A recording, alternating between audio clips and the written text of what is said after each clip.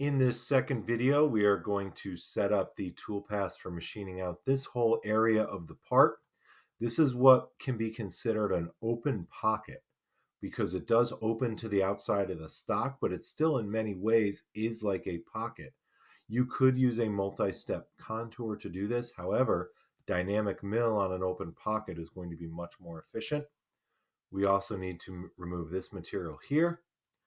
And we are going to finish it with a dynamic contour, which will be a much more efficient toolpath, especially on inside corners um, for contouring either insides or outsides of parts.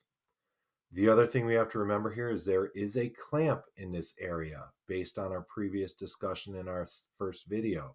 So we need to make sure that our tool clears any possible clamping in this area. Let's start off by going to Toolpaths.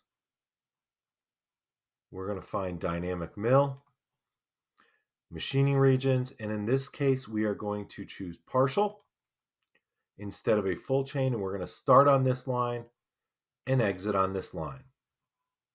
I'm going to click the green check, and now I'm going to go back into Machining Regions, and I am going to add another partial chain of this area here to remove this material.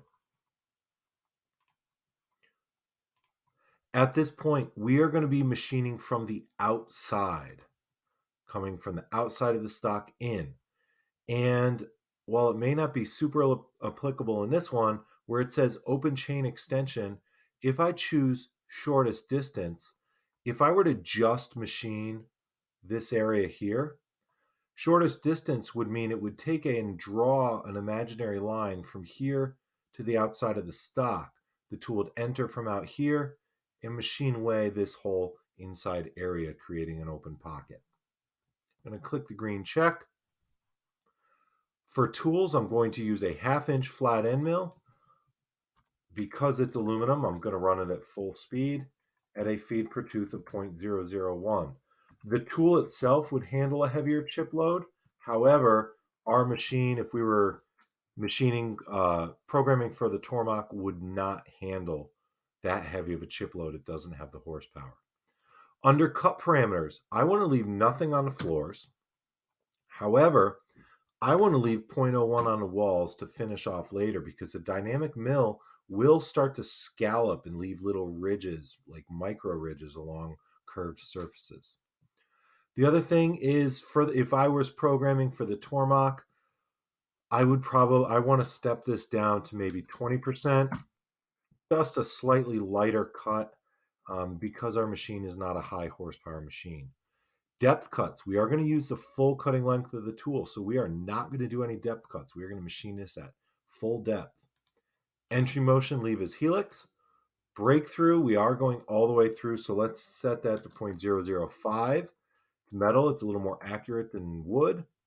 And linking parameters, let's set this to negative 0.75. However, I do have clamps involved here, so I need to make sure I clear those. So I'm going to set a retract rate of a full 2 inches. If it turned out my clamps were even taller than that, I would go even higher. I want to make sure I don't clip a clamp in a rapid move.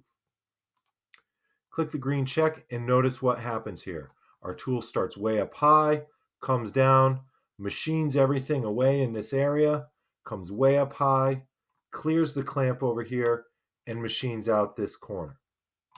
We've now removed the bulk of the material. You can verify if you want. I don't have the time to do that in the video. We'll verify at the end. Finally, what I want to do is a dynamic contour to finish this